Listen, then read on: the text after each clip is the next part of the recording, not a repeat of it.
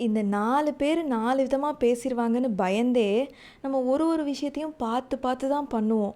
But நம்ம என்னைக்கு இந்த 4 பேர பத்தி நினைக்காம இருக்கோமோ, இக்னோர் பண்றோமோ, அப்போ தான் நம்ம வாழ்க்கையே நல்லாயிருக்கும். அப்படியே இந்த 4 பேரையும் அவாய்ட் பண்ணிட்டீங்கன்னா, உங்க லைஃப் இன்னுமே நல்லாயிருக்கும். அது வேற யாரும் இல்ல, பொறாமை, பேராசை, கோவம், கடுஞ்சொல்.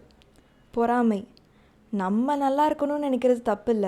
ஆனா, இவன் எப்படி நம்மள விட நல்லா இருக்கான் அப்படின்னு நீங்க நினைச்சீங்கன்னா, அது தப்பு. 2வது ஆசை. ஆசை அளவா இருந்துச்சுன்னா அது தப்பில்ல. ஆனா, அதுவே அளவை மீறி போம்போது, அதுவே பேராசையா மாறிடுது. ஸோ, கிரீடினஸ் எப்பவுமே தப்பு. சினம். அதாவது கோவம். நீங்க எவ்வளோ தான் நல்லது பண்ணியிருந்தாலும், நீங்க கோவத்துல விடுற அந்த வார்த்தையும், பண்ற விஷயமும், நீங்க இதுவரை பண்ணியிருந்த எல்லா நல்லதையுமே அழிச்சிரும். லாஸ்ட்டா கடுஞ்சொல். அதாவது ஒருத்தவங்க மனசை கஷ்டப்படுத்துகிற மாதிரி ரொம்ப ஹார்ஷாக பேசுகிறது. ஒரே ஒரு வார்த்தையால் பிரிஞ்சு போன காதலர்களும் இருக்காங்க, நண்பர்களும் இருக்காங்க.